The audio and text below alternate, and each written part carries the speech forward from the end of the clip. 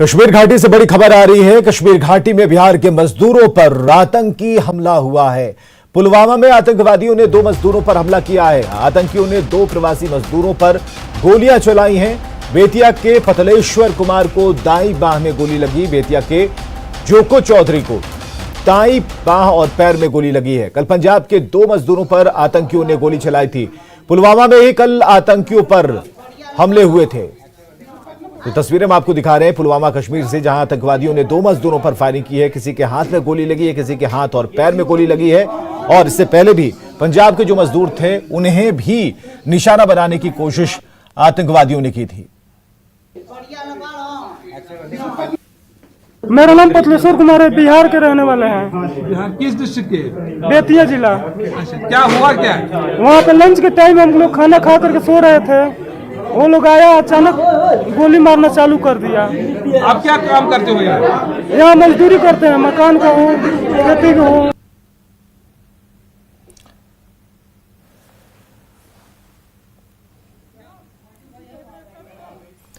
बिहार विधान परिषद की 24 सीटों के लिए आज वोटिंग हो रही है। मतदान की प्रक्रिया सुबह 8 बजे से शुरू हुई, जो शाम 4 बजे तक चलेगी।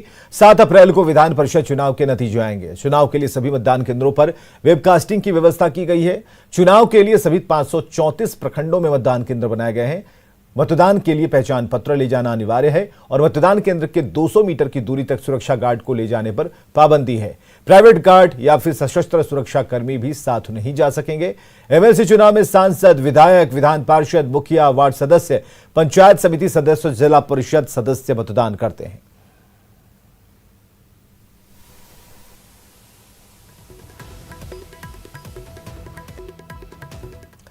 गोपालगंज में एमएलसी चुनाव को लेकर कड़ी सुरक्षा के बीच मतदान चल रहा है। खान एवं भूतत्व मंत्री जनक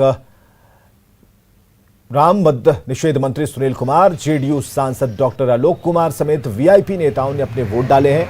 कुल 14 प्रखंडों में मतदान केंद्रों पर वोटिंग जारी है। शाम 4 बजे तक मतदान होना है।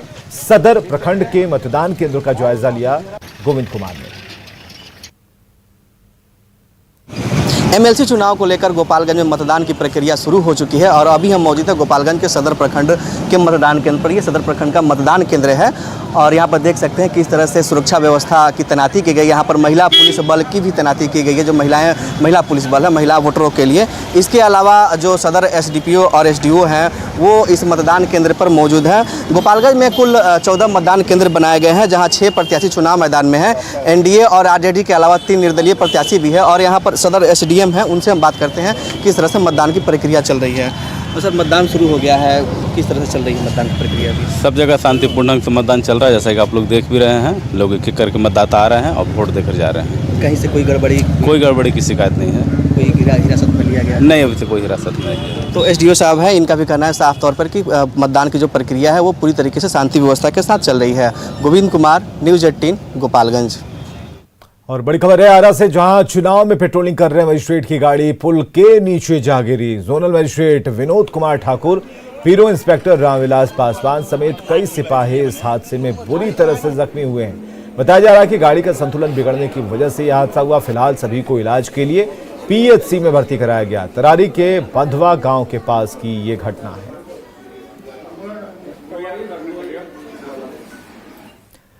जमुई जिले के झाझा में महिला संस्कृत भाषा को बढ़ावा दे रही है। इसके साथ ये महिला क्षेत्र में महिला सशक्तिकरण को बढ़ावा देने का भी काम कर रही है। लगभग 10 सालों से क्षेत्र के बच्चों को संस्कृत भाषा की शिक्षा दे रही है और बच्चों को संस्कृत सीखने में परेशानी ना हो, इसके लिए विभिन्न तरीकों का भी इस्तेमाल कर रही है।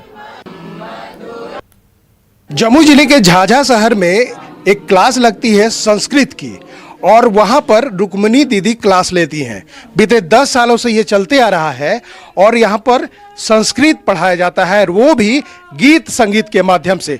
देख सकते हैं कि यहाँ पर कि बच्चे संस्कृत पढ़ रहे हैं, स्कूली बच्चे हैं, और यहाँ पर गीत संगीत के माध्यम से ये जो महिला हैं वो संस्कृत पढ़ा रही हैं। और ख़ास बात है कि जो सरकारी स्कूलों में जहाँ पर शिक्षक नहीं है संस्कृत के, वो कमी यहाँ पर दूर हो जाती है और जिसका परिणाम है कि यहाँ पढ़ने वाले लोग अच्छे परिणाम भी लाते हैं। और ख़ास बात है कि संस्कृत को लेकर समझ बढ़ा रहे हैं, क्योंकि संस्कृत से ही अपनी संस्कृति को समझा जाता है और कहा जाता है कि हमारे अगर कहा जाए तो देव भाषा संस्कृत कही जाती है।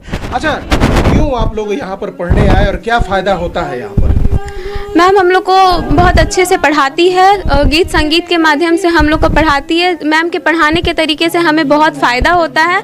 हमारे स्कूल में संस्कृत के टीचर नहीं है, जिसके कारण हम लोग मैम के पास आए और मैम के पास आने से हम बहुत खुश हैं और हमें बहुत प्रोग्रेस मिला है संस्कृत में। कुछ और बच्चियों से बात करूंगा जो यहाँ पर छात्राएं हैं जो पढ़ रही हैं।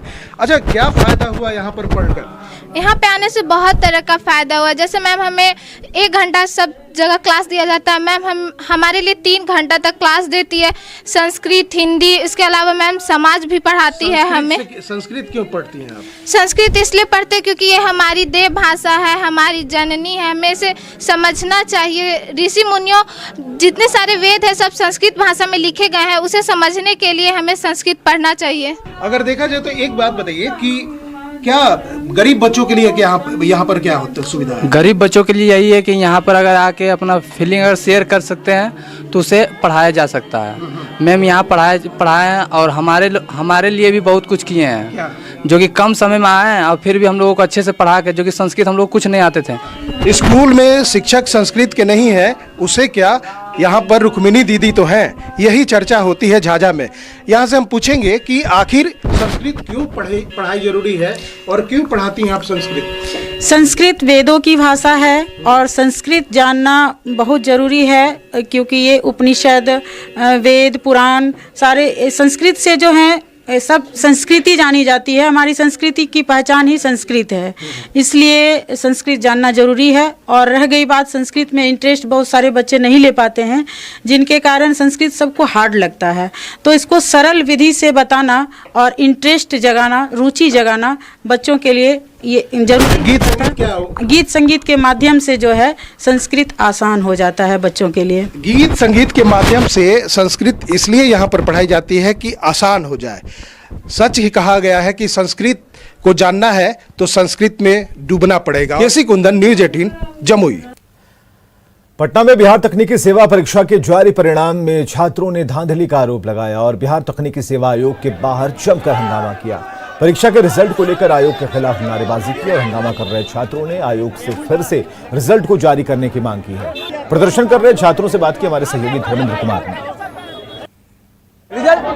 रिजल्ट में धांधली के विरोध में बिहार तकनीकी सेवा आयोग में तमाम जो छात्र हैं, जो अभ्यर्थी हैं, यहाँ पर प्रदर्शन करने के लिए यहाँ बैठे हुए हैं। सैकड़ों की संख्या में छात्र यहाँ बैठे हुए हैं। इनका विरोध सिर्फ ये है कि जो रिजल्ट निकला है, रिजल्ट में बड़े पैमाने पर धांधली हुई है। करीब 2000 से अधिक अभ्यर्थी हैं जिनके साथ ये वाकया हुआ है और ये तमाम जो छात्र हैं बिहार तकनीकी सेवा आयोग पहुंचे हुए हैं, अपना विरोध प्रदर्शन कर रहे हैं। जो प्रबंधन है उनसे ये बातें करना चाहते हैं, अपनी मांग रखना चाहते हैं और जो समस्या है उस समस्या का निदान करना चाहते हैं। जो बिहार सरकार के द्वारा नियमावली निकाला गया था, जिसमें साफ साफ बोला गया था कि पहले यानी जो गवर्नमेंट स्टूडेंट को 40% आरक्षण दिया गया नियमावली के अनुसार, लेकिन ये क्या किया है कि उल्टा करके यानी कि जैसे 40% में ही सबको डाल दिया और 40% स्टूडेंट का जो है पूरा छट चुका है, जो कि बिहार गवर्नमेंट का स्टूडेंट है।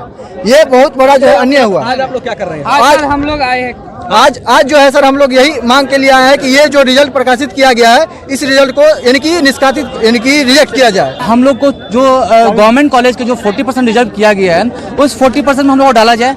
60% वाला जो रिजल्ट है, जिसमें आपका जो एक्सपीरियंस वाले हैं, जो उसमें बहुत सारे फर्जी भी घुसे हुए हैं, बहुत जो डिग्री खरीद के उसमें घुसे हुए हैं, उनको तुरंत तत्काल अरेस्ट किया जाए। कब प्रबंधन इनकी बातें माने, जो रिजल्ट में जो धांधली हुई है उस धांधली को पूरी तरह से खत्म किया जाए। इनकी ये मांगे हैं कि उस रिजल्ट को पूरी तरह से निरस्त किया जाए, फिर से नया बनाया जाए और इन जो छात्र पीड़ित हैं, जो छात्र नहीं शामिल हो पाए हैं, उन छात्रों को भी उनमें शामिल किया जाए। न्यूज़ 18 के लिए पटना से धर्मेंद्र कुमार। राज्य के विभिन्न जिलों के मस्कुलर डिस्ट्रॉफी से पीड़ित बच्चे आज मुख्यमंत्री नीतीश कुमार से मिलने और अपने इलाज कराने की गुहार लगाने पहुंचे। परिजनों का कहना है कि राज्य में इसका इलाज नहीं है, इसलिए वो सीएम से बच्चों को बचाने की गुहार लगा रहे हैं। हालांकि मुख्यमंत्री से मिलने का उन्हें समय नहीं मिला, लेकिन अधिकारी उनकी सहायता कर रहे हैं। बेटों को मस्कुलर डिस्ट्रॉफी है, ये एक डीएमडी है जो बहुत खतरनाक बीमारी हो जाता है, जिसमें 15 से 16 साल में एज में बच्चा की डेथ हो जाती है।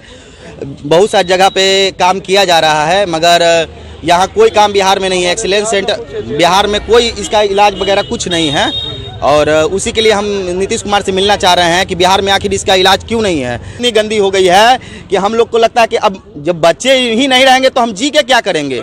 एक बच्चे हुए हैं, 2 गुजर गए, बड़ा मंझला, छोटा वाला हुआ है बासुकीनाथ सिंह उसका नाम है, अभी लगभग 18-19 वर्ष उम्र हुआ है। वो अपना हाथ से पानी भी उठा करके नहीं पी सकता है ना। सर हम नीतीश कुमार से हम लोग मिलने आए आवास में, क्योंकि हम लोग बहुत कोशिश किए हैं इधर उधर डॉक्टर के यहाँ, हॉस्पिटल, फिर बहुत सारे आवेदन भी दिए, कोई रिप्लाई ही नहीं आया है। अब अंतिम हम लोग के पास यही उपाय बच गया। अब नीतीश कुमार अगर कुछ भी हेल्प करते हैं तो सभी बच्चों की जान बचेगी, क्योंकि हम लोग की बच्चों की स्थिति ऐसी हो गई है कि अभी 11 साल का हो रहा है और पूरा व्हील चेयर पे ही आ गया है। पटना मुख्यमंत्री से मिलने क्या है, क्या हुआ? बीमारी से के इलाज के लिए। क्या होता है, क्या परेशानी क्या होता है? खड़े होने में। हम तीन भाई थे, तीनों का मेस्कुलर डिस्ट्रोफी था, 2 भाई डेथ कर गए, एक हम बचे हैं। आज कहाँ आए हैं? आज मुख्यमंत्री आवास के पास आए। गोपालगंज से एक बेहद मार्मिक तस्वीर सामने आई है, जहां मानसिक रूप से बीमार 14 साल का एक किशोर पेड़ों से बांध कर रखा गया है। किशोर एक कैदी की तरह अपनी जिंदगी गुजारने को मजबूर है। गरीबी और बीमारी की वजह से माँ बाप ने उसे तटबंध के किनारे पेड़ से रस्सियों के सहारे बांध कर रखा है। ये तस्वीरें आप देख पा रहे हैं बरौली थाना क्षेत्र के सलेमपुर गांव की। रस्सी से जकड़ा हुआ ये किशोर कभी जमीन से मिट्टी खा लेता है तो कभी कूड़ा कचरा खाता है। पिछले 10 साल से उसे यूं ही एक ही पेड़ से बांध कर रखा गया है।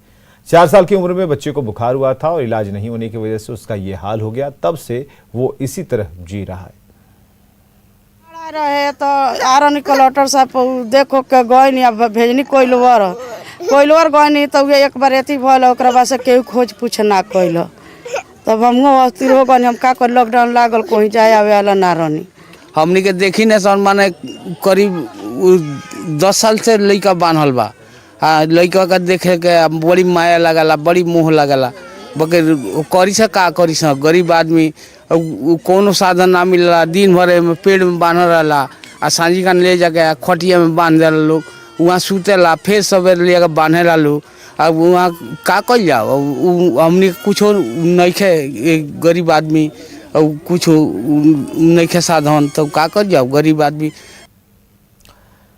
जमशेदपुर में 5 जिलों के एकलव्य आवासीय विद्यालय की छात्र छात्राओं ने कल जुबली पार्क का भ्रमण किया और ये सभी बच्चे नारी स्थित ट्राइबल कल्चरल सोसाइटी में national education society for tribal student के 4थे फाउंडेशन डे के सेलिब्रेशन में पहुंचे थे। सभी छात्र छात्राओं ने करीब 2 घंटे तक जुबली पार्क का भ्रमण किया और इस दौरान सभी ने आदिवासी नृत्य का जमकर आनंद लिया।